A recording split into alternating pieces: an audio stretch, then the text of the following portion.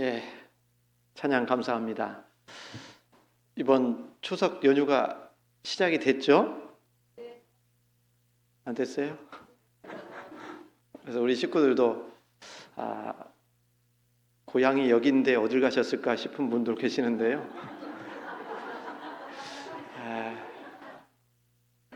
우리 또 외부에서 이렇게 또 고향을 찾아와서 오신 분들도 계신 것 같습니다. 같이 양 옆에 앞뒤 보이시면서요. 사랑합니다 하면서 인사 한번 하겠습니다. 사랑합니다.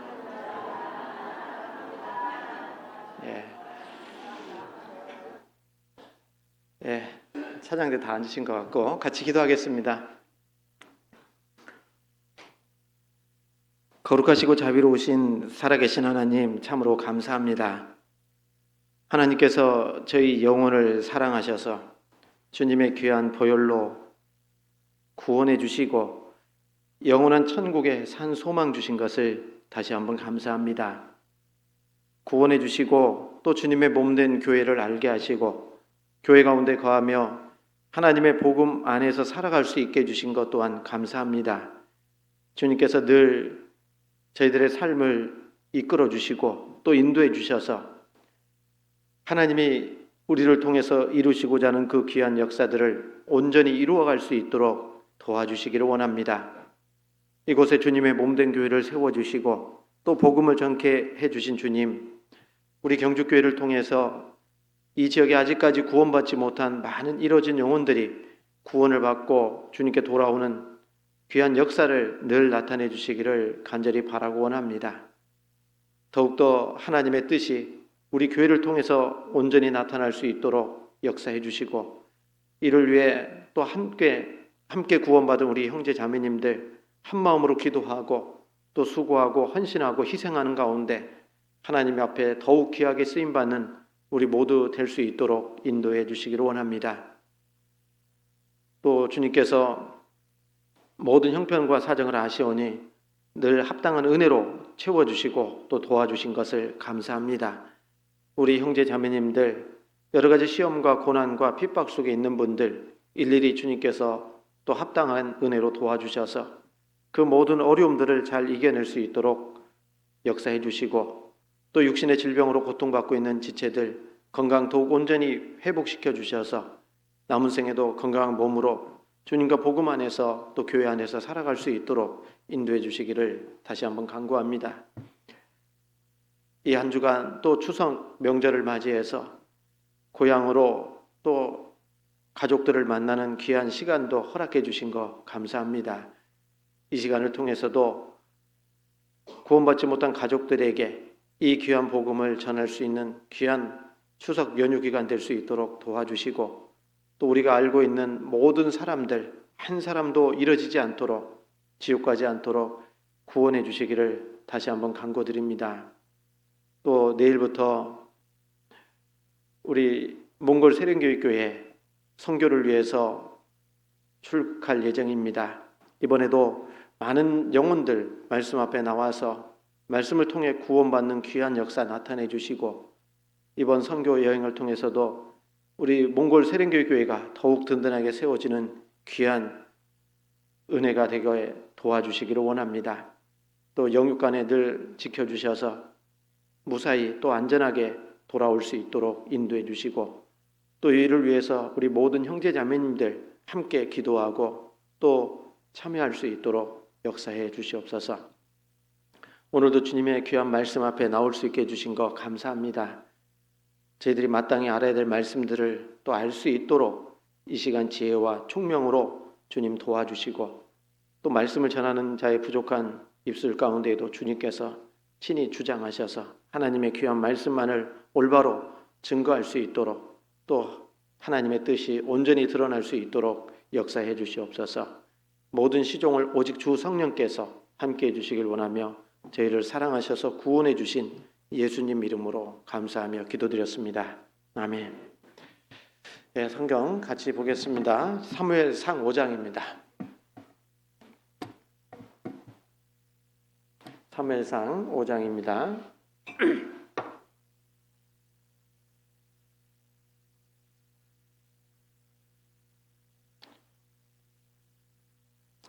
6절부터 12절까지 구약성경 415페이지입니다.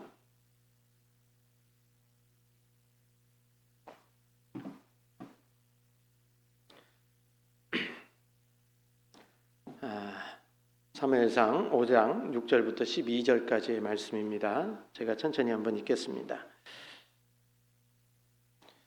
여호와의 손이 아스돗 사람에게 엄중히 더하사 독종의 재앙으로 아스돗과 그 지경을 쳐서 망하게 하니 아스돗 사람들이 이를 보고 가로되 이스라엘 신의 괴를 우리와 함께 있게 못할지라. 그 손이 우리와 우리 신 다곤을 친다 하고 이에 보내어 블레셋 사람의 모든 방백을 모으고 가로되 우리가 이스라엘 신의 괴를 어찌할꼬.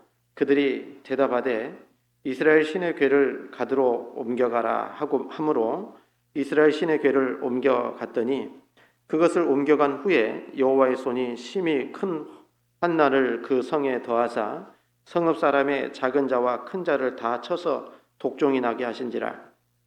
이에 그들이 하나님의 괴를 에그론으로 보내니라. 하나님의 괴가 에그론에 이른즉 에그론은 사람이 부르짖어 가로되 그들이 이스라엘 신의 괴를 우리에게로 가져다가 우리와 우리 백성을 죽이려 한다 하고 이에 보내어 블레셋 모든 방백을 모으고 가로되 이스라엘 신의 괴를 보내어 본초로 돌아가게 하고 우리와 우리 백성 죽임을 명쾌하자 하니 이는 온 성이 사망의 환난을 당함이라.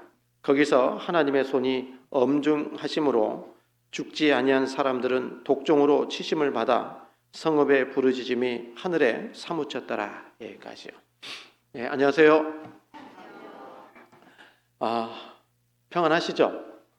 예, 추석 연휴가 어제부터 이제 금요일 오후부터 시작이 된 것 같더라고요. 그래서 이제 그 기성 차량들도 많이 밀리는 것 같고 그리고 또 추석 연휴가 좀 길죠 이번에는. 그러다 보니까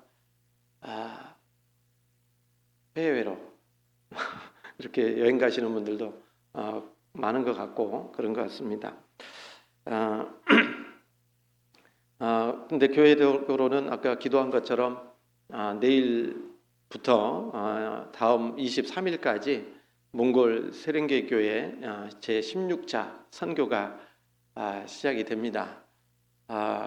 이번에도 소식지에 보신 것처럼 저를 포함해서 12사람이 이렇게 좀 다녀옵니다. 몽골 선교를 지금 우리 교회에서 그 교회만 18년째 하고 있는데 지금 16차 코로나 기간 동안에 못 가왔기 때문에 2번 정도 이렇게 차이가 나는 것 같은데요. 오늘이죠? 오늘인가 내일인가? 오늘 저녁 11시에 이제 모여서 인천공항을 출발해가지고 아마 내일 저녁 한 7시 정도 세렝게 교회에 도착하지 않을까 그런 일정입니다. 그래서 오고 가는 그 일정들이 참 피곤합니다. 그러니까 많이 기도해 주시고 또 많은 사람들이 말씀 앞에 나와서 구원받는 그런 귀한 은혜를 하나님께서 허락해 주시기를 여기 계시더라도 같이 기도해 주시고 그리고 무사히 잘 다녀올 수 있도록 함께 또 기도해 주시기를 부탁을 드립니다. 그리고 이번 선교 여행이 아니잖아요.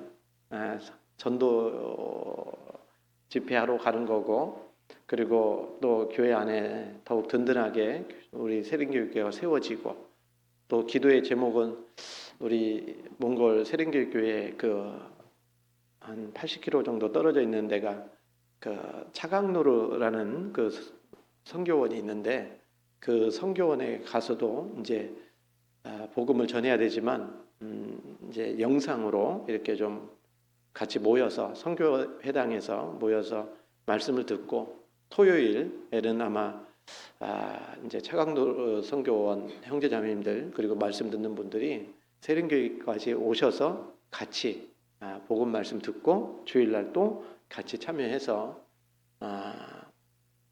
기쁨을 함께 나누려고 생각도 합니다. 이제 세린교육교회의 한 구역으로 편성이 되어 있는데 계속 기도하고 있지만 정식적으로 이 차강누르 선교원이 교회가 정식으로 좀 승인을 받을 수 있도록 지금 계속 기도하고 있으니까 또 같이 기도해 주셨으면 좋겠습니다. 그 자세한 내용은 다녀와서 시간이 주어질 때 말씀드리도록 그렇게 하겠습니다. 우리 오늘도 어떤 말씀을 드려야 될까 좀 많이 기도하고 생각하다가 사무엘상 6장을 좀 드리는 것이 어떨까 하다가요. 지난 시간에 사무엘상 5장 말씀을 다 못 드렸어요. 그래서 또 추석 연휴니까 설교를 너무 길게 하면 배도 고픈데 좀 그래서 5장 이 말씀을 좀 중심으로 해서 오늘도 말씀을 드리려고 합니다. 사무엘상 4장, 5장, 6장, 7장 쭉 나오는데요. 이 이스라엘 역사 가운데 사사기가 사무엘상 앞에 있잖아요. 그래서 사사기는 왕이 없었던 시대에 각 그 지파별로 하나님 앞에 이제 불순종한 삶을 살아가게 되면 하나님이 그들이 이스라엘 백성들이 하나님께 기도하고 부르짖고 회개하는 과정 속에서 구원자를 보내셨는데 그 구원자를 사사라고 얘기합니다. 그 사사들이 이제 나타나서 이스라엘 백성들을 대신해서 싸워주고 또 구원해주는 역할을 하게 됩니다.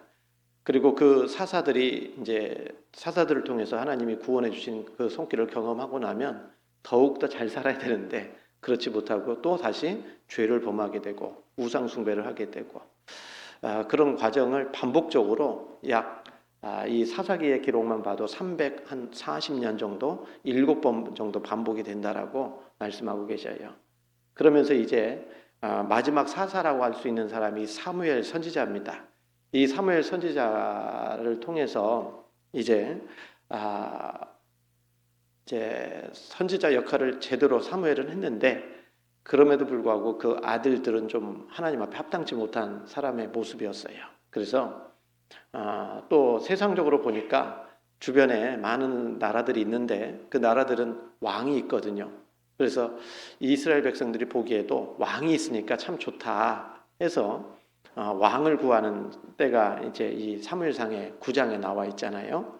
그래서 이 지금 우리가 보고 있는 내용은 사사 시대에서 왕정 시대로 넘어가는 그 중간기라고 얘기할 수 있겠죠. 그 시대에 일어났던 일을 말씀하고 계십니다.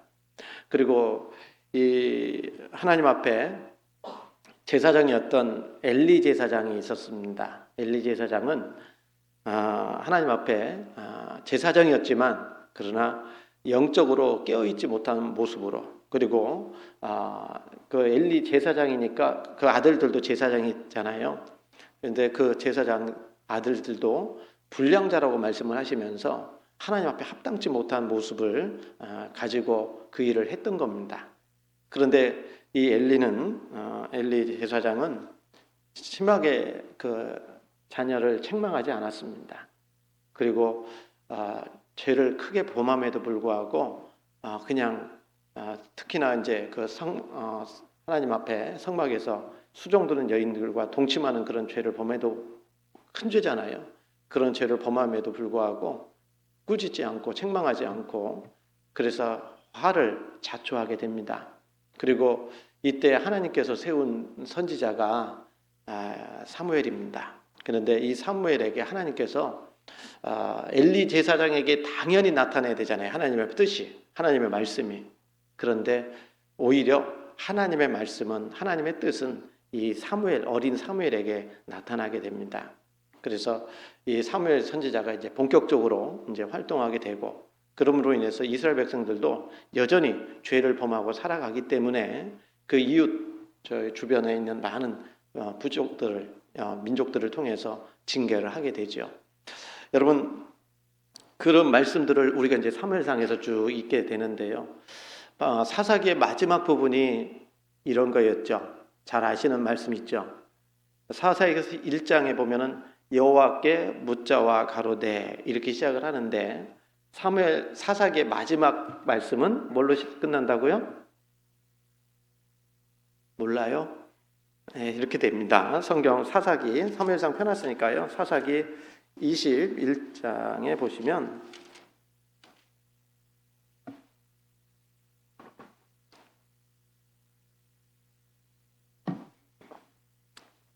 21장 25절입니다.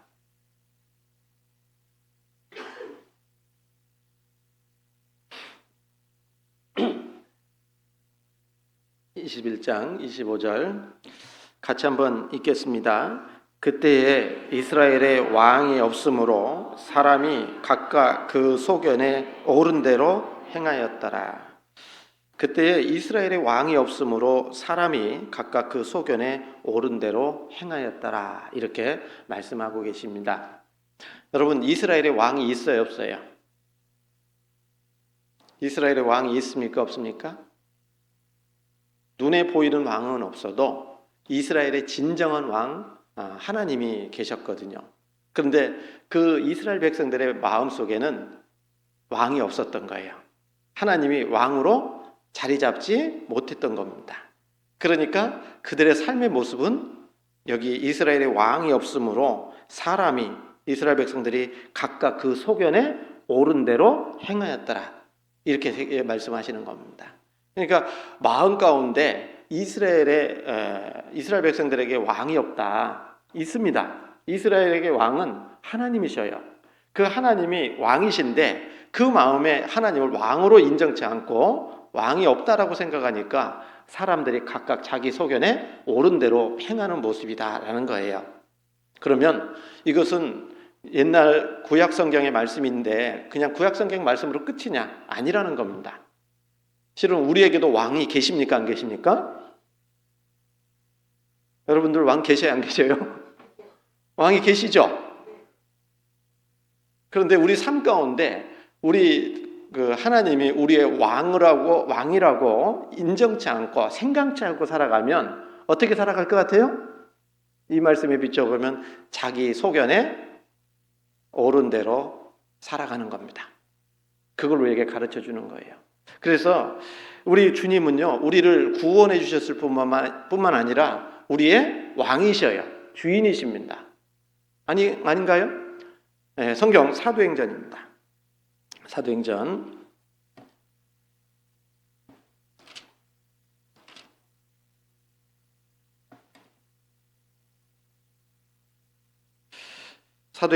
2장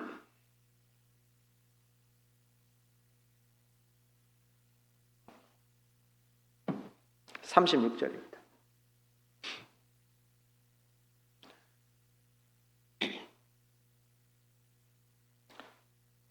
(2장 36절)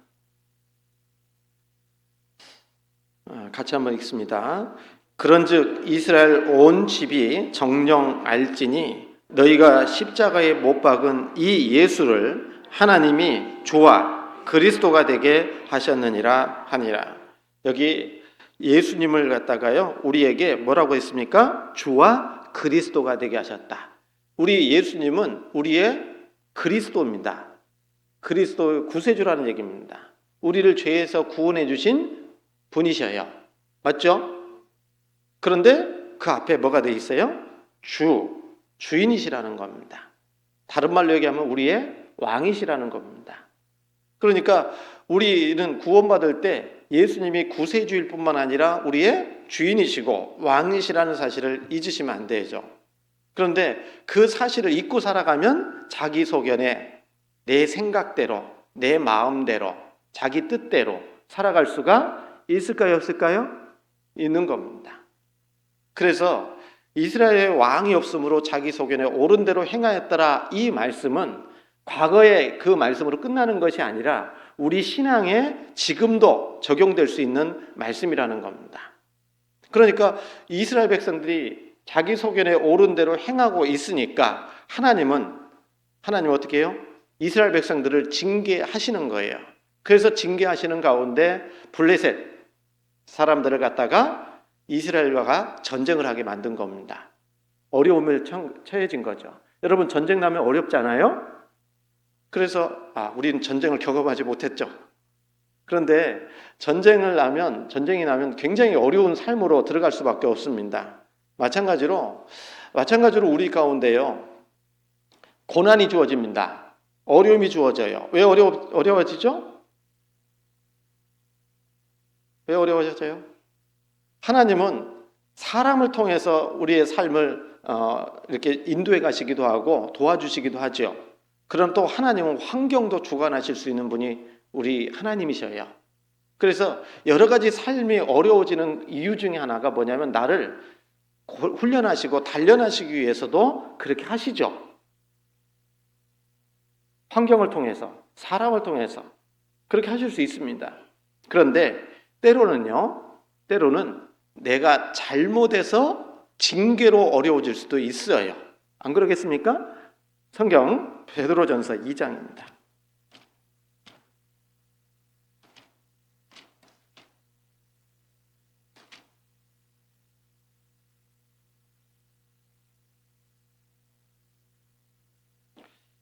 (19절) 2장 19절.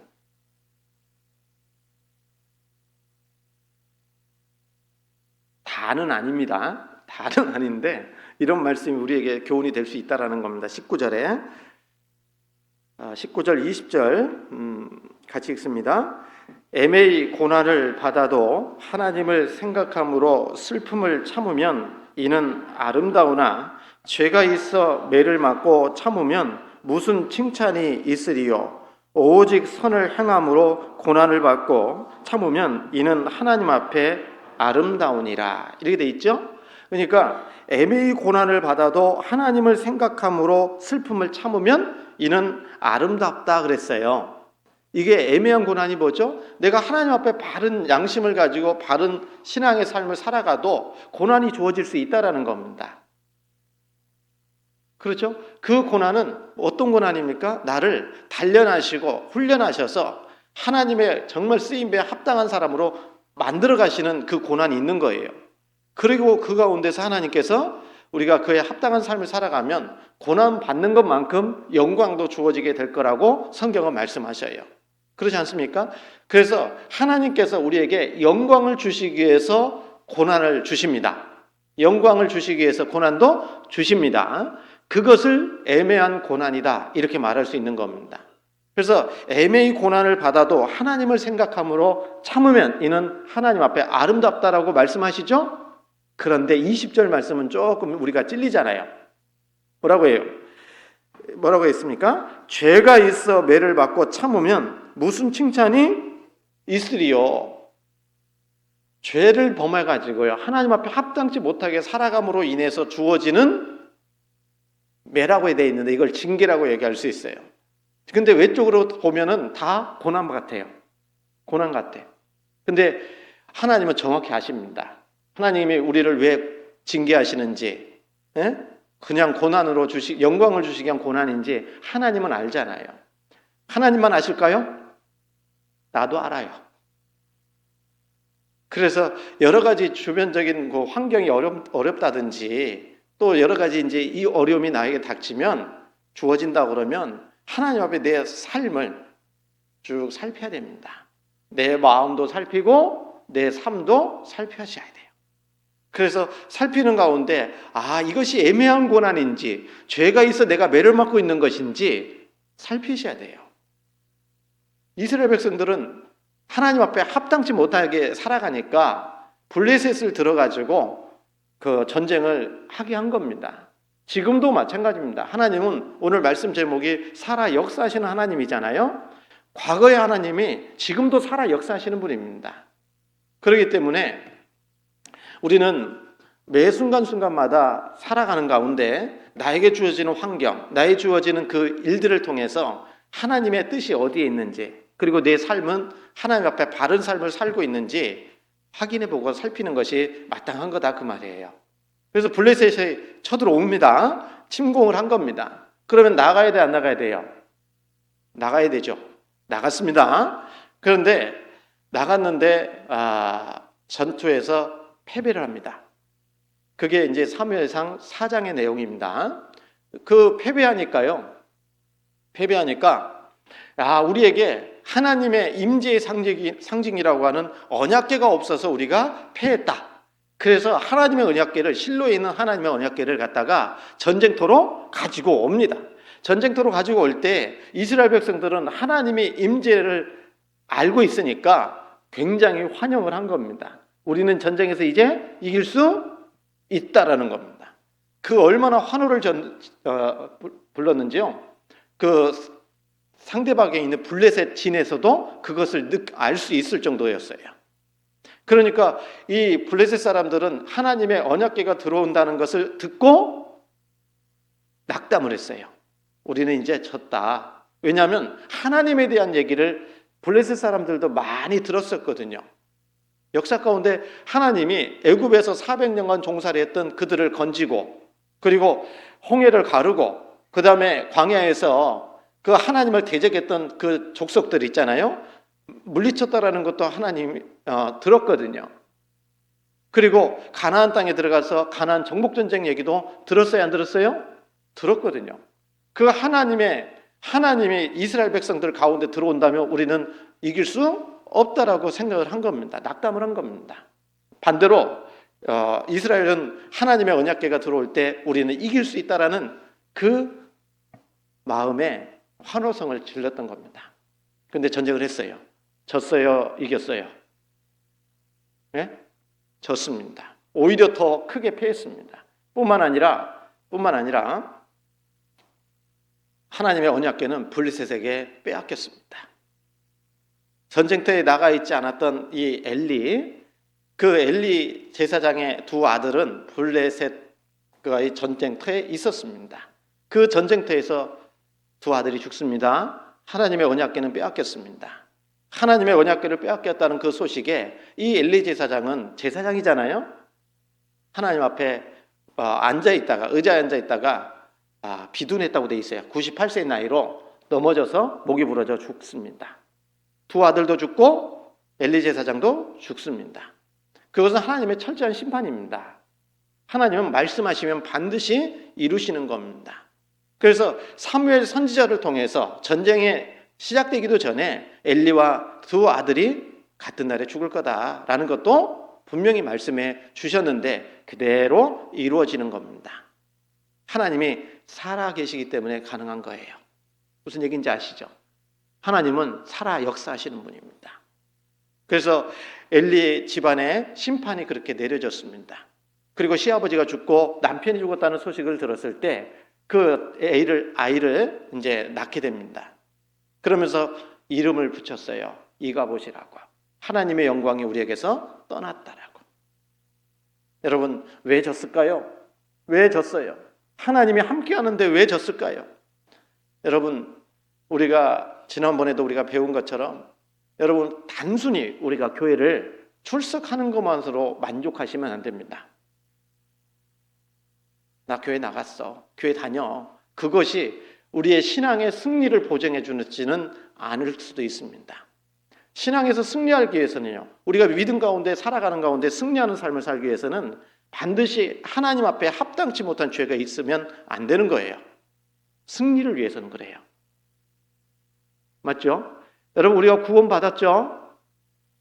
구원 받았어요? 안 받았어요? 받으셨죠? 죄 용서 받았어요? 안 받았어요? 받으셨잖아요. 얼마만큼 죄를 용서 받으셨어요? 다 그래요. 우리 어르신들은 다 그래요. 좀 나이가 좀 젊으신 분들은 영원히 그래요. 네. 영원한 속죄를 이루셔서 우리의 과거, 현재, 미래의 모든 죄를 한꺼번에 다 용서받았습니다. 그러면 구원받고 나면 죄 안 짓습니까? 구원받아도 죄를 지을 수 있어요. 그때 뭐 해야 됩니까? 철저하게 자기 자신을 돌아보고 살피셔야 됩니다. 그것을 계속 가지고 있으면서 나는 신앙생활 잘한다? 이것은 자기를 속이는 겁니다. 하나님을 속이는 거예요. 그래서 구원받은 이후에도 내가 잘못한 것이 있으면 어떻게 해야 됩니까? 철저하게 돌이켜야 돼요. 그래야 신앙에서도 믿음 안에서도 승리하는 삶을 살아갈 수가 있는 겁니다. 그 죄를 엘리 제사장은, 그리고 그 가족들은 그 죄를 제대로 처리하지 않았던 겁니다. 그러니까 하나님이 끝까지 보시다가 결국은 심판하셔서 그 두 아들은 죽고 엘리도 죽지 않습니까? 우리도요, 하나님 무시하면 안 됩니다. 우리 삶 가운데 하나님이 안 볼 거라고 생각하시면 안 돼요. 그래서 우리 신앙의 승리를 위해서는 반드시 내 삶 가운데 뭐예요? 죄가 있으면 찾아서 버리셔야 되는 것이 합당한 거예요. 그리고 두 번째가 뭡니까? 형식적인 신앙생활은 신앙의 승리를 보장해 주지 않습니다. 좀 전에도 말씀드렸죠? 여러분, 교회에 단순히 출석한다고 해서 그분이 승리하는 신앙의 삶을 살고 있다? 말할 수 없을 겁니다. 마음이 필요해요. 네? 마음이 필요합니다. 그리고 하나님께 의지할 수 있는 믿음이 필요한 겁니다. 그러지 않겠습니까? 여러분, 우리가 주일에 참석하고 교제에 참석하는 거, 신앙생활 잘하는 것입니다. 물론 잘하고 계셔요. 그러나 그거에서 더 나아가야 되지 않겠습니까? 그래서 날마다의 신앙 안에서 살아가는 가운데, 믿음 안에서 살아가는 가운데 계속 승리하는 삶을 살아야 되지 않겠습니까? 그러려면 형식적인 신앙생활 가지고는 안 된다 그 말이에요. 오히려 하나님을 더 가까이 하고, 더 하나님 말씀에 더 순종하고, 더 하나님의 뜻을 알려고 해야 되고요. 예? 그래서 단순히 교회 나오는 것뿐만 아니라 성경도 묵상하고 읽고, 그렇죠? 기도를 더 힘쓰라고 말씀하셨잖아요. 기도에 항상 힘쓰고 기도에 감사함으로 깨어있으라라고 성경 말씀하시잖아요. 그런 삶이 전혀 뒷받침되지 않으면서 우리는 나는 신앙생활 잘한다 이렇게 얘기할 수 없다 그 말이에요. 믿음은, 신앙생활은 교회 생활만 얘기하는 게 아니라고 하잖아요. 로마서 12장에 말씀하시잖아요. 뭐라고요? 너희 몸을 하나님이 기뻐하시는 거룩한 산제사로 드리라. 이는 너희에 드릴 영적 예배니라. 너희 몸을 하나님이 기뻐하시는 거룩한 산제사로 드리라 그랬잖아요. 그 산제사 드리는데요, 내가 구원받은 이후에 주님 앞에 갈 때까지 하는 모든 삶이 하나님께 드리는 산제사가 돼야 됩니다. 영적 예배가 돼야 됩니다. 그것은 가정생활도 마찬가지고, 교회 생활도 마찬가지고, 직장, 학교, 여러 내 삶의 전 영역이 모두가 다 하나님께 드리는 산제사, 영적 예배가 돼야 되는 거잖아요. 맞죠? 그러지 않습니까? 그 삶이 하나님 앞에 합당해야 된다 그 말이에요. 그래서 교회 생활만 잘한다고 해서 하나님께 합당한 바른 신앙생활을 한다 이렇게 얘기할 수 없는 거예요. 가정도 마찬가지입니다. 교회도 마찬가지고요.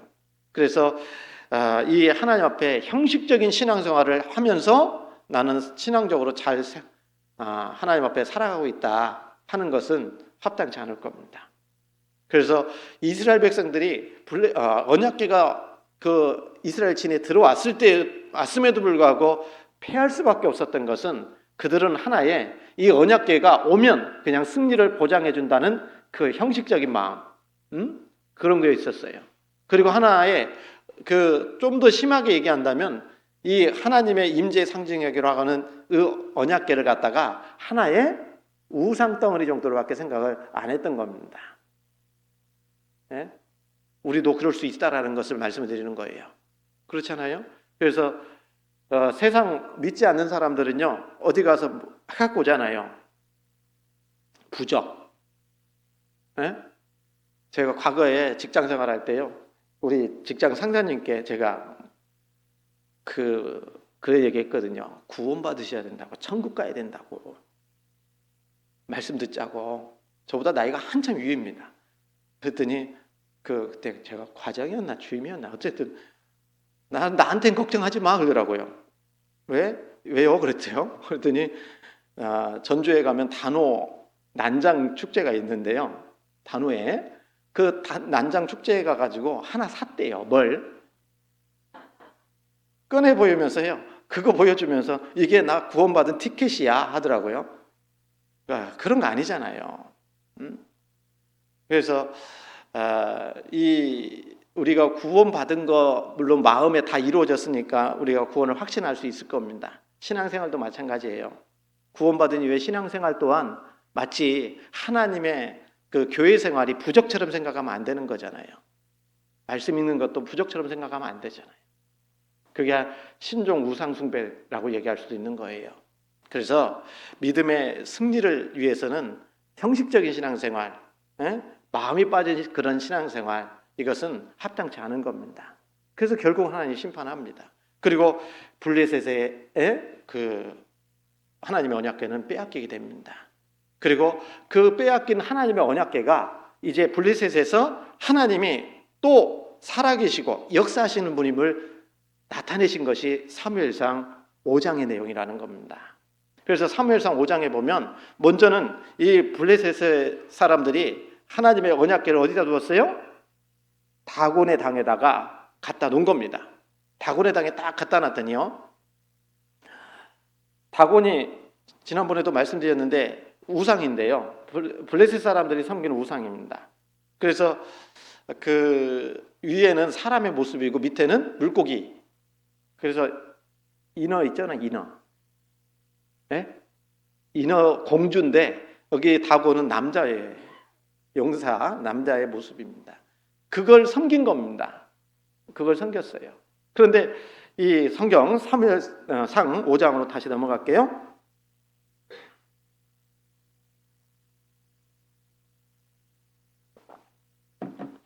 2절에 보면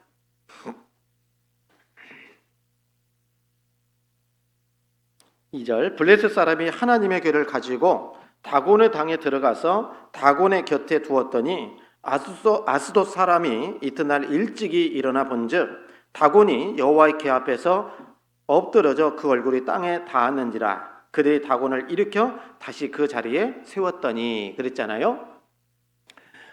이 다곤 신당에 들어갔더니 이 블레셋 사람이 들어갔겠죠. 그 하나님의 언약궤 앞에 다곤이 딱 넘어져 있는 겁니다. 얼굴은 바닥에 엎드려져 있고요. 그래서 어떻게 해야 돼요? 그래 어떻게 해야 돼요? 다곤 신당을 다시 제자리에다가 세워놓은 겁니다. 그랬더니 그리고 나서 또 다음에 들어가 보니까요, 4절에 그 이튿날 아침에 그들이 일찍이 일어나 본즉 다곤이 여호와의 궤 앞에서 엎드러져 얼굴이 땅에 닿았고 그 머리와 두 손목은 끊어져 문지방에 있고 다곤의 몸뚱이만 남았더라. 이제는요, 그 다음 날에 가니까 이 다곤의 신상이요, 엎드려져 얼굴이 땅에 닿았고 그 다음에 머리와 두 손목은 끊어졌고 문지방에 닿아 있고 그리고 다곤의 몸뚱이만 딱 남아 있는 겁니다.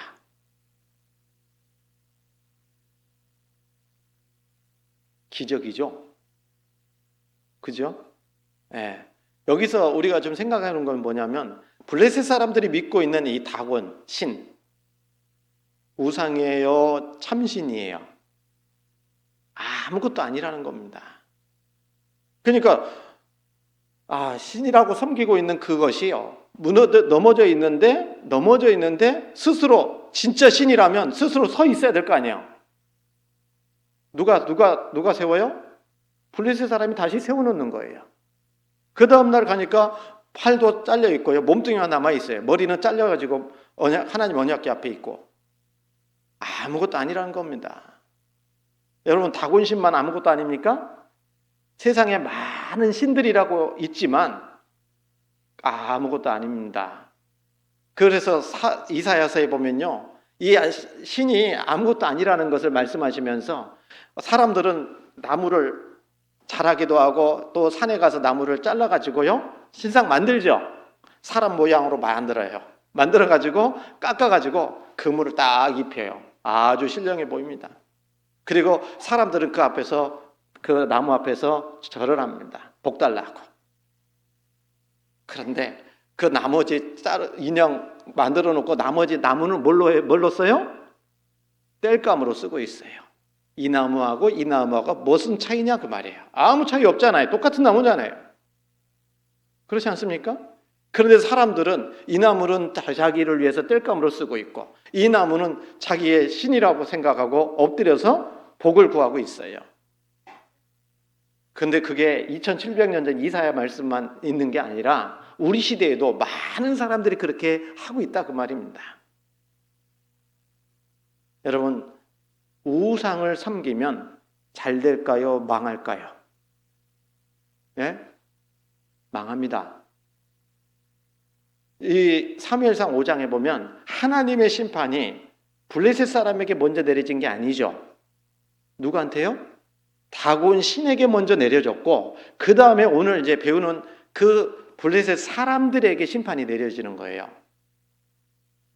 순서가 그렇잖아요. 신이라고 믿는 그 신 자체에 대한 하나님의 심판이 있고 그 다음에 그 신을 추종하고 믿는 사람들에게 내려지는 심판이 있다라는 것을 지금 보여주고 있는 겁니다.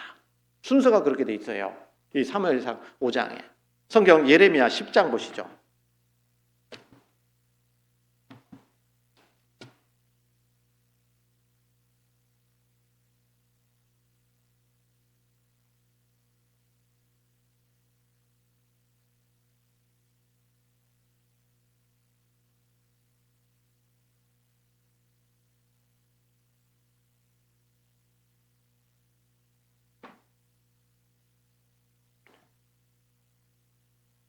10장 1절입니다. 이스라엘 집이여 여호와께서 너희에게 이르시는 말씀을 들을지어다. 여호와께서 이같이 말씀하시되 열방의 길을 배우지 말라. 열방인은 하늘의 징조를 두려워하거니와 너희는 그것을 두려워 말라. 열방의 규례는 헛된 것이라. 그 위하는 것은 살림에서 벤 나무요 공장의 손이 도끼로 만든 것이라. 그들이 은과 금으로 그것을 꾸미고 목과 장도리로 그것을 든든히 하여 요동치 않게 하나니 그것이 갈린 기둥 같아서 말도 못하며 걸어다니지도 못하므로 사람에게 매임을 입느니라. 그것이 화를 주거나 복을 주지 못하나니 너희는 두려워 말라 하셨느니라. 맞죠? 세상 사람들이 믿지 않는 사람들이 믿는 신이 이런 거라는 겁니다. 참된 창조주 하나님을 믿지 않고 여기 말씀하신 것처럼 열방의 규례는 헛된 것이라. 그 위하는 것은 살림에서 벤 나무요 공장의 손이 도끼로 만든 것이라. 그들이 은과 금으로 그것에 꾸미고 목과 장도리로 그것을 든든히 하여 요동치 않게 하나니 그것이 갈린 기둥 같아서 말도 못하고 걸어다니도 못한다 그랬어요. 너무 사실적인 표현 아닌가요? 네? 네. 그런데 여기 보면 6절에 여호와여 주와 같은 자 없나이다. 주는 크시니 주의 이름이 그 권능으로 인하여 크시니이다. 열방의 왕이시여 주를 경외치 아니하는 자가 누구리이까? 이는 주께 당연한 일이라. 열방의 지혜로운 자들과 왕족 중에 주와 같은 자 없음이니이다. 그들은 다 무지하고 어리석은 것이니 우상의 돈은 나무뿐이라. 다시스에서 가져온 은박과 우바스에서 가져온 금으로 꾸미되 공장과 장색의 손으로 만들었고 청색 자색 감으로 그 옷을 삼았나니 이는 공교한 사람의 만든 것이라. 비교가 되잖아요. 참된 하나님과 참 하나님과 그 다음에 우상은 비교가 딱 되잖아요. 누구를 섬겨야 되겠냐고요? 누구를요? 창조주 하나님, 참된 신, 참신이신 하나님만을 섬겨야 되는 거 아니냐라는 겁니다. 10절 오직 여호와는 참 하나님이시요 사시는 하나님이시요 영원한 왕이시라. 그 진노하심에 땅이 진동하며 그 분노하심을 열방이 능히 당치 못하느니라. 결국에는 그렇게 됩니다. 하나님이 그렇게 말씀하셨어요. 11절 같이 읽습니다. 너희는 이같이 그들에게 이르기를 천지를 짓지 아니한 신들은 땅 위에서 이 하늘에서 그렇습니다. 천지를 짓지한 창조주 하나님이 아니라면 참된 신이 아니라면 하늘 아래서 땅 위에서 다 망하게 돼 있어요. 그리고 그런 신을 조차 섬겼던 모든 사람들은 결국은 그 우상과 함께 운명을 같이 하게 될 겁니다. 안 그러겠어요? 여러분, 그래서 이 다곤 신은 아무것도 아니라는 것을 하나님이 그 다곤 신당에서 그 다곤 신을 심판하심으로 나타내 주신 겁니다. 우리가 섬겨야 될 신은 오직 창조주 하나님이시라는 거예요. 살아 역사하시는 그 하나님을 믿어야 된다는 겁니다. 그래서 이 블레셋에 빼앗겼던 언약궤가 하나님의 임재의 상징이라고 그랬잖아요. 그 빼앗겼던 그 언약궤가 거기에서 스스로 하나님이 역사하시는 모습을 볼 수 있는 겁니다. 사람의 도움을 입는 게 아니에요. 하나님은 사람의 도움을 입어서 역사하시는 분이 아닙니다. 전능하신 분입니다. 맞죠? 하나님을 위하는 사람 아무도 없어도 하나님은 그렇게 역사하시는 거예요. 그걸 보여주시잖아요. 실질적으로 보여주시잖아요. 여러분, 우리가요, 하나님 앞에 우리가 신앙생활 하면서도요, 하나님은 우리가 아니더라도 하나님이 일하실 수 있는 분이에요. 예? 예수님도 그런 말씀하셨잖아요. 뭐냐면 너희가 잠잠히 있으면 이 돌들이 소리 지를 수 있게 하신다고요. 맞죠? 여러분, 우리를 하나님께서 구원해 주셨습니다. 구원해 주셨을 뿐만 아니라 몸된 교회 안에 두시고 교회 가운데 우리를 쓰시는 거예요. 쓰시는 거죠? 복음을 위해서 교회를 하나님께서 우리를 사용해 주시는 겁니다. 그러면 내가 하나님께 쓰임 받지 않아도 하나님의 역사는 이루어져야 안 이루어져요? 예? 11월 달 되면 이제 임원 선정을 위해서 기도할 텐데요. 찾아오지 마세요. 그래도 하나님이 나에게 기회를 주시는 겁니다. 아닙니까? 여러분, 교회도요 마찬가지입니다. 교회도 내가 없어도 교회는 더 잘 돌아갈 수 있어요. 교회가 내가 없으면 안 될 것 같다고요? 그건 자기 착각입니다. 하나님은 전능하신 분입니다. 전지하신 분입니다. 내가 아니더라도 하나님은 어떻게 해서든지 하나님의 교회는 이루어져 갈 겁니다. 복음도 전해질 겁니다. 그런데 마지막 때 나를 구원해 주시고 나를 교회 가운데 두셔서 사용해 주신 것에 대해서 어떻게 해야 돼요? 감사해야 돼요. 감사하셔야 됩니다. 안 그러겠습니까? 저는 항상 생각합니다. 이 자리에 저도 지금 말씀하고 있지만 이 자리에서 쓰임받고 있는 것 자체가 너무 감사해요. 내가 무엇이 간데? 내가 무엇이 간데?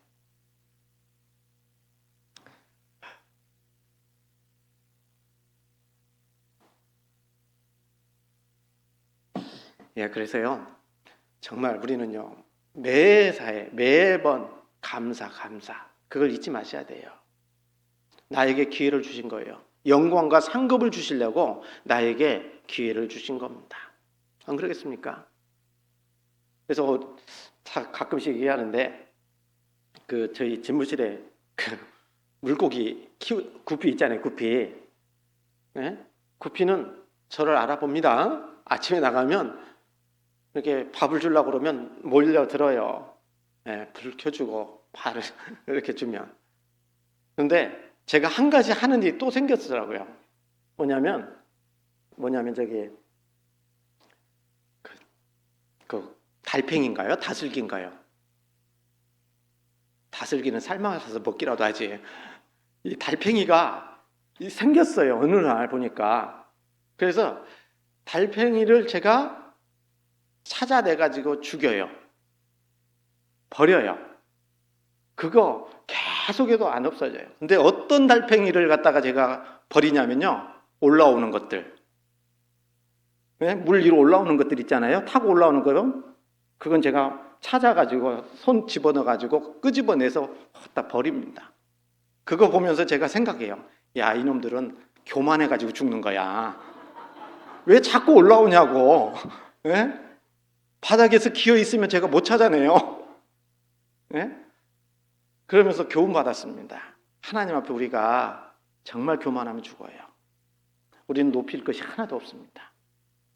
하나님께 지금도 쓰임받고 있다는 것에 감사하고 주님 앞에 가는 그 순간까지 정말 쓰임받는 것에 늘 감사하는 마음으로 살아가는 것이 우리의 정상적인 신앙의 마음일 겁니다. 그렇죠? 그래서 여기 우리 하나님은요 전능하신 분입니다. 그 하나님을 믿는 것이 큰 축복입니다. 그리고 그 축복으로 하나님 앞에 우리가 구원을 받고 신앙생활을 하고 있는 겁니다. 그래서 교회 안에서 우리가 봉사하고 교제할 수 있는 것도 하나님 앞에 쓰임 받는 것은 우리에게 영광 주시려고 상급 주시려고 기회를 주시는 겁니다. 근데 영광, 상 앞에 단어가 붙어야 돼요. 수식어가 붙어야 됩니다. 무슨 수식어가 붙어야 돼요? 영원한 영광, 영원한 상입니다. 네? 그 상을 주시려고 하는 거예요. 얼마나 감사합니까? 그래서 이 다곤 신에게 심판하신 것은 하나님의 살아계심을 증거해 주는 거예요. 뿐만 아니라 그뿐만 아니라 하나님의 전능하신 분이라는 것을 우리에게 알려주고 계시는 겁니다. 맞죠? 그 하나님이 이제 이 다곤 신상에게만 심판하시는 것이 아니라 블레셋 사람들에게도 엄중하게 하나님이 심판하시는 거예요. 왜요? 다곤 신에만 심판하는 것이 하나님의 뜻은 아니니까 그래요. 성경 사무엘상 5장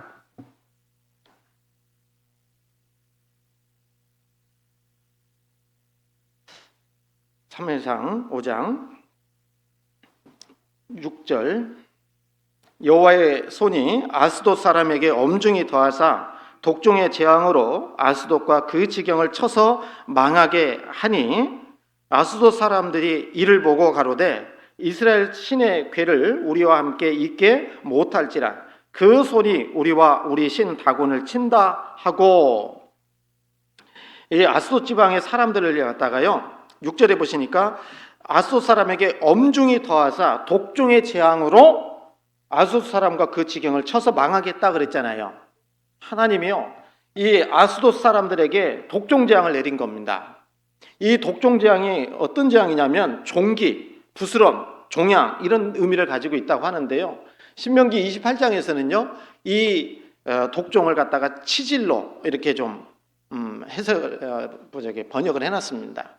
그래서 잘 아시는 것처럼 그러면서 여기 보면요 이 독종 재앙을 내릴 때 6장에 이제 다음 시간에 배우겠지만 독종 5개, 금지 5개를 형상을 만들어 가지고 보내거든요. 그죠? 그러니까 왜 이렇게 했을까 싶으면 이 독종 재앙이 원인이 어디에서 쥐를 통해서 옮겨지는 재앙이겠다라고 싶었던 것 같아요. 요즘 말로는 패스트입니다. 패스트. 네? 무슨 얘기인지 아시죠? 그 재앙이 그 아스돗 지방에 엄중하게 내려진 겁니다. 하나님의 심판인 거예요. 그래서 이 망하게 됐다라고 했는데요. 처부수다, 깔아뭉개다라는 뜻인데요. 그 상대방에게 치명적인 피해를 입히는 것을 말할 때 여기 말씀하신 거예요. 망하게 됐다. 그래서 이 아스돗 지방에 독종 재앙이 딱 내려진 겁니다. 누가 내렸어요? 하나님이 내리신 겁니다. 하나님이 살아 계신다라는 것을 지금 나타내 주시는 거예요. 지금. 그리고 이제 8절에 보시면요. 이에 보내요. 블레셋 사람의 모든 방백을 모으고 가로되 우리가 이스라엘 신의 궤를 어찌할꼬 그들이 대답하되 이스라엘 신의 궤를 가드로 옮겨가라 하므로 이스라엘 신의 궤를 옮겨갔더니 그러니까 아스돗 지방에 독종 재앙이 딱 내려지니까 문제가 되잖아요. 그래서 블레셋 사람들이 모아놓고 이제 이거 어떻게 해야 될 거냐 했더니 이 하나님의 언약궤를 가드로 옮겨가라. 가드로. 네, 그래서 가드로 옮겨갑니다. 9절입니다. 그것을 옮겨간 후에 여호와의 손이 심히 큰 환난을 그 성에 더하사 성읍 사람의 작은 자와 큰 자를 다 쳐서 독종이 나게 하신지라. 이에 그들이 하나님의 궤를 에그론으로 보내니라 했어요. 이 가드에도 가니까 무엇이요? 독종 재앙이 더 심해진 겁니다. 가드에는. 그러니까 여기 8절에 후반에 보면 옮겨갔더니 그것을 옮겨간 후에 9절에 그 성에 더하사 성읍 사람의 작은 자와 큰 자를 다 쳐서 독종이 나게 하신지라 그랬잖아요. 그러니까 여기 보면 작은 자와 큰 자라고 했잖아요. 그러면 무엇을 얘기해요? 이 가드성 모든 사람을 얘기하는 거예요. 가드 백성들에게 모든 사람들에게 뭐가요? 독종 재앙이 딱 임하게 된 겁니다. 이 하나님의 언약궤가 아스도드에 있을 때에도 하나님이 심판하시고, 가드에도 옮기니까 또 심판하시고, 그래서 도저히 안 되겠다 싶었습니다. 여러분, 가드 하면은 생각나는 게 있죠. 가드에는 보통 거인들이 좀 살았던 것 같아요. 그래서 가드 생각하면 누구? 골리앗 생각나잖아요. 이 골리앗이 살았던 고향입니다. 그래서 큰 자나 작은 자나 다 독종 재앙이 임하게 됩니다. 그러니까 이 가드 사람들도 이 재앙이 임하니까 도저히 못 받아들였어요. 그래서 어떻게 합니까? 또 옮깁니다. 10절에 이에 그들이 하나님의 궤를 에그론으로 보내니라. 하나님의 궤가 에그론에 이른즉 에그론 사람이 부르짖어 가로되 그들이 이스라엘 신의 궤를 우리에게로 가져다가 우리와 우리 백성을 죽이려 한다 하고, 이에 보내어 블레셋 모든 방백을 모으고 가로되 이스라엘 신의 궤를 보내어 본초로 돌아가게 하고 우리와 우리 백성 죽임을 명쾌하자 하니 이는 온 성이 사망의 환난을 당함이라. 거기서 하나님의 손이 엄중하심으로 죽지 아니한 사람들은 독종으로 치심을 받아 성읍의 부르짖음이 하늘에 사무쳤더라. 이렇게 돼 있거든요. 여러분, 여기 보면 에그론 사람들도 이 하나님의 궤가, 언약궤가 온다는 소식을 들으니까 환영해요, 불안해요? 큰일 났다 이제, 이런 생각이 든 겁니다. 그래서 블레셋 사람들이 이제 방백들을 모아놓고 이거 어떻게 해야 될 거냐, 결론은 뭐냐면 돌려보내자. 이 하나님의 언약궤가 가는 곳마다 사람을 힘들게 하고 독종재앙을 내리고 또 죽는 사람도 생기니까요, 이것은 하나님이 신이 우리를 심판한다고 생각하지 않고 언약궤만 돌려보내면 나을 거라고 생각을 한 겁니다. 그래서 돌려보내려고 생각을 한 겁니다. 그럼에도 불구하고 하나님의 심판이 있어요, 없어요? 얼마나 심판이 심했는지 그 12절에 보면 죽지 않은 사람들은 독종으로 치심을 받아 성읍의 부르짖음이 어떻게 해요? 하늘에 사무쳤더라. 하늘에 사무칠 정도로 하나님의 심판이 엄중했다라는 겁니다. 그래서 이런 모습을 보면서요, 여러분 어떻습니까? 하나님 계셔요, 안 계셔요? 하나님은 정말 살아계신 분입니다. 역사하시는 분입니다. 그러니까 어떤 사람의 도움도 구하지 않고 하나님 스스로 그 에그론에, 그 다음에 아스돗에, 그 다음에 가드의 에그론에 이렇게 심판을 내리시는 모습을 볼 수가 있는 겁니다. 여러분, 왜 그 블레셋 사람들은요 하나님의 언약궤를 이렇게 계속 옮겼을까요?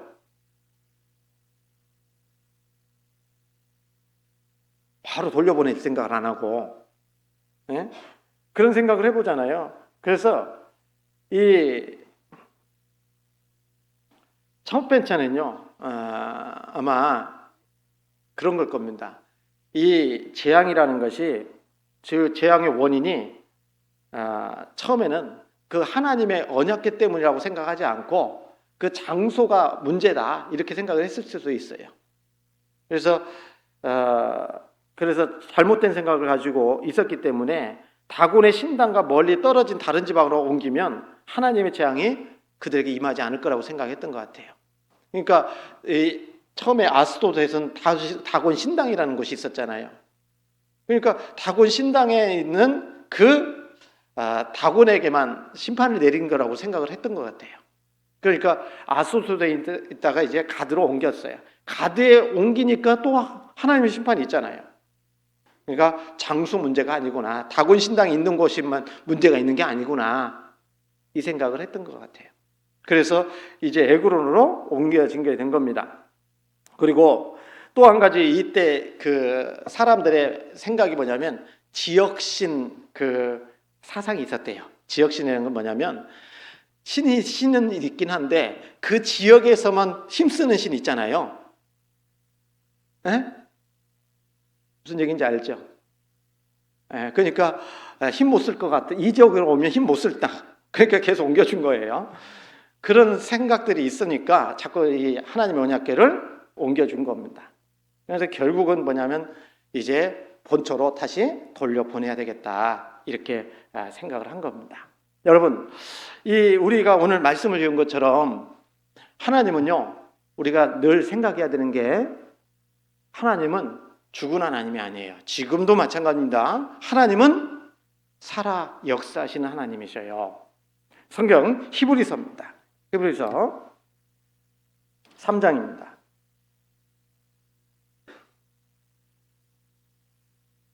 히브리서 3장 12절입니다.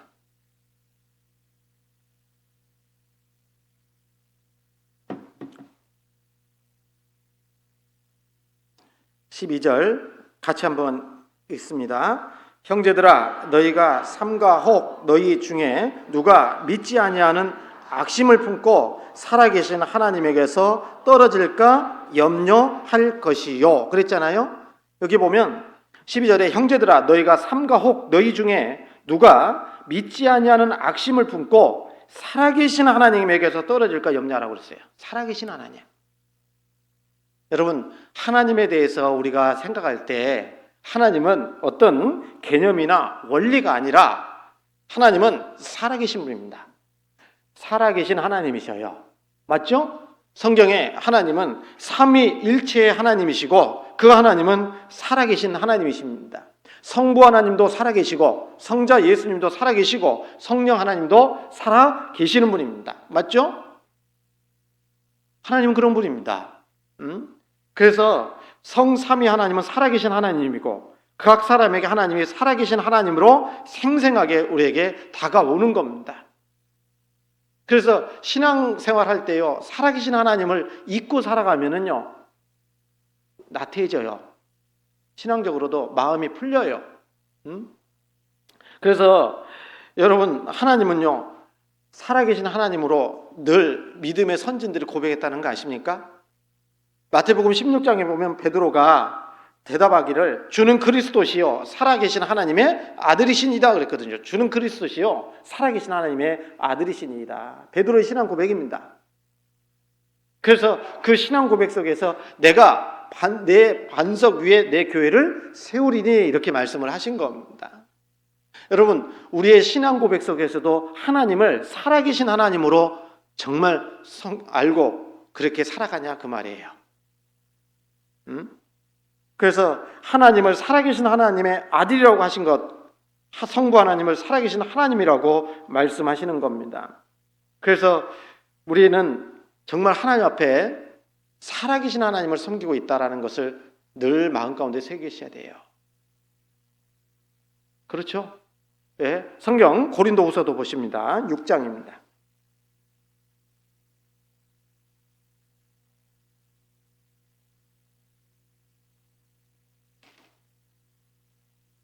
디모데 전서부터 보겠습니다. 디모데 전서 4장 10절입니다. 죄송합니다. 디모데 전서 4장 10절.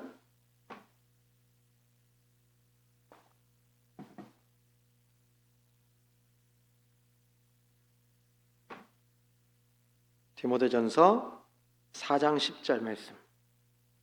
같이 읽습니다.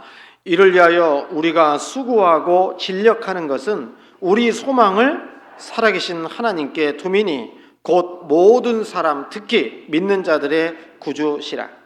이를 위하여 우리가 수고하고 진력하는 것은 우리 소망을 어디다고요? 살아계신 하나님께 두미니 곧 모든 사람 곧 특히 믿는 자들의 구주시라. 하나님은 그래서 살아계신 하나님이기 때문에 우리 소망 또한 살아있는 소망인 겁니다. 죽은 소망 아니잖아요. 그래서 하나님은 살아계신 하나님이시다라고 하는 겁니다. 그렇죠. 성경엔 그래서 살아계신 하나님, 살아 역사하시는 하나님 많이 나와 있거든요. 성경 고린도후서 6장입니다.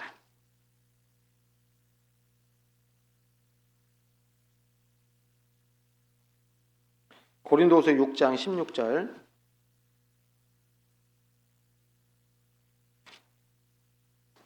고린도후서 6장 16절 같이 읽습니다. 하나님의 성전과 우상이 어찌 일치가 되리요? 우리는 살아계신 하나님의 성전이라. 이와 같이 하나님께서 가라사대 내가 저희 가운데 거하며 두루 행하여 나는 저희 하나님이 되고 저희는 나의 백성이 되리라 하셨느니라. 여기 하나님의 성전과 우상이 어찌 일치가 되리요 그랬잖아요. 여러분 말씀하신 것처럼 이 하나님의 성전이 어디입니까? 고린도전서 3장에 보면 너희가 하나님의 성전인 것과 하나님의 성령이 너희 안에 거하시는 것을 알지 못하느뇨 그랬잖아요. 교회입니다. 너희가 하나님의 성전이다. 여러분 그 교회 안에 누가 계셔요? 살아계신 하나님이 계신다 이 말입니다. 그래서 여기 하나님의 성전과 우상이 어찌 일치가 되리요. 우리는 구원받은 성도, 우리 교회는 살아계신 하나님의 성전이라 그랬거든요. 여러분 하나님이 살아계십니다. 교회 안에 하나님이 계십니다. 죽은 하나님? 아닙니다. 살아계신 하나님이셔요. 그래서 지난 우리 수요일 말씀 때도 배웠잖아요. 그 살아계신 하나님이 교회 가운데 계시기 때문에 우리는 어떻게 바르게 행해야 될 건지 늘 조심해야 될 필요가 있는 겁니다. 안 그러겠습니까? 그래서 자주 말씀드리지만 교회 생활도요. 우리 교회 안에서 함께 신앙생활하는 가운데 정말 조심해야 될 것들이 말이에요. 네? 다 하나님이 듣고 계십니다. 보고 계시는 거예요. 말도 조심해야 되고 언행도 조심해야 됩니다. 행동도 조심해야 돼요. 네? 안 그렇습니까? 그 살아계신 하나님은 내 삶의 전 영역에 함께 계십니다. 안 그러겠습니까? 그러니 얼마나 더 조심해야 되겠냐고요. 그래서 구원받은 우리가요 더 조심해야 됩니다. 세상 사람들은 그렇다 치더라도 우리는 교회 안에서도 그렇고요 가정에서도 그렇고 이번에도 가족들 만나면요 정말 구원받은 그리스도인이라는 것을 드러내셔야 됩니다. 좀 전에도 말씀드린 것지만 우상은 아무것도 아닙니다. 예? 그리고 돌아가신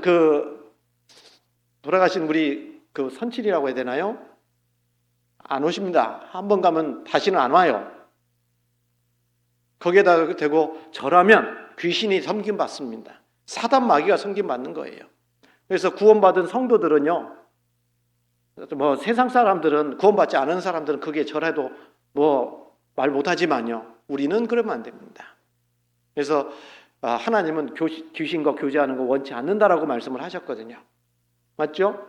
그래서 우리는요 살아계신 하나님 앞에 더 조심해야 돼요. 말도 조심, 행동도 조심, 다 보고 있는 겁니다. 우리 형제자매님들도 보지만 누구도 본다고요? 하나님이 불꽃 같은 눈으로 내 삶을 지켜보고 계시는 겁니다. 맞죠? 저도 봐요. 가끔씩. 뭘로요? 전도인 수련회 가가지고 축계 수양회, 학예 수양회 때 보면 우리 교회 딱 봐요. 내가 누가 왔네 하고요. 네. 요즘 너무 기술이 좋아졌잖아요. 그죠? 그래서 그런 인간들도 그렇게 할 수 있다는데 하나님은 그렇게 못하겠냐고요. 하나님이. 그래서 하나님은 우리의 모든 일거수일투족을 다 보고 계신다. 왜요? 살아계시기 때문에 그래요. 그 살아계신 하나님이 그에 합당하게 일을 이루어 가시는 거예요. 그게 역사하시는 하나님이셔요. 우리는 더 귀하게 쓰임받아야 되겠죠? 그래서 우리는 하나님을 살아계신 하나님으로 믿어야 되는 겁니다. 그렇게 믿고 살아야 돼요. 성경 우리 히브리서 11장 6절입니다.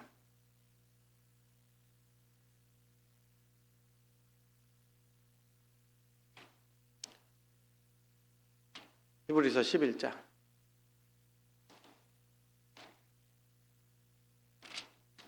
6절 말씀 같이 한번 읽도록 하겠습니다. 믿음이 없이는 기쁘시게 못하나니 하나님께 나아가는 자는 반드시 그가 계신 것과 또한 그가 자기를 찾는 자들에게 상 주시는 이심을 믿어야 할지니라. 그 믿음이 없이는 기쁘시게 못한다고 했죠? 그러시면서 못하나니 하나님께 나아가는 자는 반드시 그가 계신 것과 그랬죠? 하나님 계신 건 믿는데 죽은 하나님 믿으면 안 되잖아요. 그래서 살아계신 하나님을 믿어야 돼요. 그래서 하나님께서요, 하나님께 나아가는 자는 반드시 그가 계신 것과 또한 그가 자기를 찾는 자들에게 상 주시는 이심을 믿어야 할지니라 그랬습니다. 상 주시는 하나님을 믿어야 된다. 그래서 하나님이 어떤 분들을 쓰시냐, 믿음의 선진들을 쓰는 것을 보면 어떤 사람을 써요? 살아계신 하나님을 믿는 사람을 썼어요. 그 성경에 말씀해 주시기를 모세도 하나님 앞에 간증하기를 무릇 육신을 가진 자가 우리처럼 사시는 하나님의 음성이 불 가운데서 바람을 듣고 생존한 자가 누구니까 그랬거든요. 사시는 하나님을 믿었다고요. 모세도. 네? 그리고 여호수아도 하나님 앞에 살아계신 하나님이라고 고백을 합니다. 다윗 또한 그랬습니다. 다윗도 하나님을 살아계신 하나님이라고 말을 합니다. 그 믿음의 간증을 그렇게 한 겁니다. 그래서 하나님은 어떤 사람을 쓰시냐? 살아계신 하나님을 믿는 사람이에요. 아시죠? 네? 성경 사무엘상 17장입니다.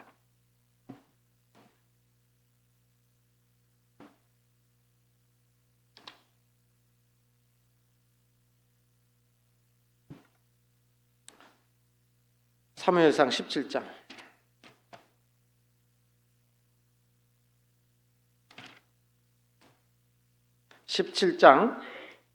26절입니다.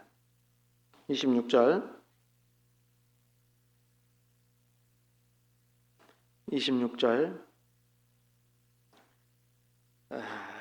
다윗이 곁에 섰는 사람들에게 말하여 가로되 이 블레셋 사람을 죽여 이스라엘의 치욕을 제하는 사람에게는 어떠한 대우를 하겠느냐? 이 할례 없는 블레셋 사람이 누구간데? 같이 읽습니다. 사시는 하나님의 군대를 모욕하겠느냐? 이스라엘 백성들을 가리켜서 사시는 하나님의 군대다 이렇게 말하잖아요. 36절입니다. 36절 같이 읽습니다. 주의 종이 사자와 곰도 쳤은즉 사시는 하나님의 군대를 모욕한 이 할례 없는 블레셋 사람이리까 그가 그 짐승의 하나와 같이 되리이다. 여기도 말하기를 이 곰도 쳤은즉 사시는 하나님의 군대를 모욕한 그랬거든요. 사시는 하나님. 여러분 하나님 살아계시죠? 살아계신 하나님을 믿는 거예요. 그 사시는 하나님, 살아계신 하나님이 우리 가운데 계셔요. 교회 가운데 계십니다. 성경 디모데전서 3장입니다. 15절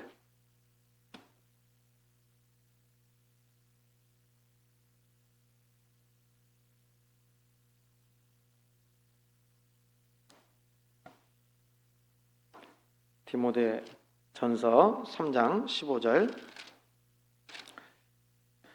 같이 읽습니다.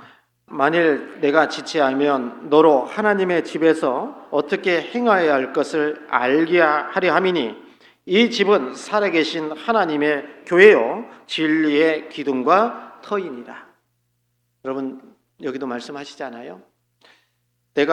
만일 내가 지체하면 너로 하나님의 집에서 어떻게 행하여야 할 것을 알게 하려 함이니 이 집은 살아계신 하나님의 교회요 그랬어요. 이 집은, 이 교회는 뭡니까? 살아계신 하나님의 교회다. 누구 집이라고요? 살아계신 하나님의 집이라고요. 교회가 그런 곳입니다. 여러분, 우리 경주교회도요, 누가 계십니까? 살아계신 하나님의 집이에요. 그 마음을 잊지 마셔야 된다고요. 그래서 하나님께 더욱더 쓰임받는 사람이 되기 위해서는 사시는 하나님, 살아계신 하나님을 알고 믿고 그 가운데 살아갈 때 하나님이 더 쓰실 거예요. 역사하실 겁니다. 그런 역사를 하나님은 살아계신 하나님이라고 믿고 살아가는 그리스도인들을 쓰시는 거다 그 말이죠. 그렇게 역사하시는 거예요. 그래서 여러분 시간은 많이 지났습니다. 맞죠? 구약 성경을 읽었잖아요. 우리가 오늘 사무엘상 5장을 배웠어요. 근데 그 구약 성경 5장에 나와 있는 이 하나님은 지금 역사하시는 살아계신 하나님이다 그 말이에요. 그 살아계신 하나님 우리가 알고 믿는 겁니다. 그래야 우리의 신앙이 바르게 살아가요. 맞죠? 살아계신 하나님을 노아는 믿었기 때문에 한 홍수 심판을 준비했던 겁니다. 믿음으로 준비한 거예요. 그래서 맞죠? 여러분 우리도요 살아계신 하나님을 믿고 살아가는 사람들이잖아요. 그래서 살아계신 하나님을 믿기 때문에 교회도 하나님이 살아계시기 때문에 더 조심하고 또 하나님께서 역사하시기 때문에 산소망이기 때문에요 하나님께서 우리에게 주실 영광과 그 상급을 바라보면서 주님께 바로 살아야 되는 겁니다. 여러분 처음에 말씀드린 것처럼 몽골 선교 여행이 아니니까 집단화한 고생 많죠? 여러분 부럽습니까? 선교 갔다 오시는 분들? 몇 번 갔다 오면요 몇 번 갔다 오면 안 가고 싶어요. 16시간 걸려요. 거기까지 가는데. 물론 가까운 거리입니다. 그런데요 그래서 그 고생이지만 다녀옴으로 인해서 하나님께서 주실 영광이 있고 상급이 있고 또 은혜가 있기 때문에 결코 이뤄지지 않는 것인 줄 알기 때문에 또 가는 겁니다. 내년에 또 하나님이 허락하신다면 많이 지원하셔요. 그래서 우리가 이 교회에 누가 계신다? 살아계신 하나님이 계신다. 내 삶의 모든 현장에도 우리 살아계신 하나님이 함께 하시는 겁니다. 임마누엘의 하나님이 계시는 거예요. 그렇죠? 그래서 사무엘상 5장의 이 부분은 우리에게 역사하시는 하나님임을 분명하게 알려주고 있다는 겁니다.